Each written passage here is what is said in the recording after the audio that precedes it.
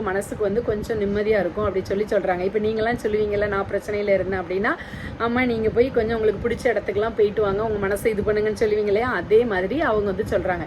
So சரின்னு சொல்லி அரசர் வந்து ஒரு நகர்வலம் வந்துட்டுருக்காரு. அப்படி வந்துட்டுருக்க வழியில் ஒரு மரத்தடியில் வந்து என்ன பண்ணுறாரு, நின்றுட்டு இருக்காரு. அப்போ அந்த அந்த மரத்து பக்கத்தில் வந்து ஒரு அழகான ஒரு ஆறு வந்து ஓடிக்கிட்டு இருக்குது.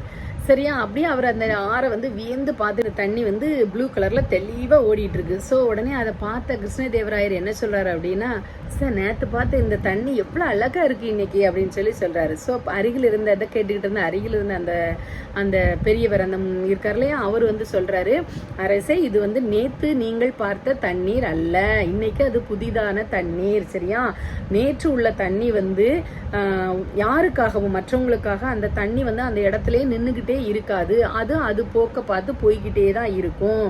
சரியா, அதனால இது இன்னைக்கு ஓடுகின்ற இந்த தண்ணீருடைய தான் நீங்க பார்த்து ரசிக்கீங்க அப்படின்னு வந்து சொன்னாராம்.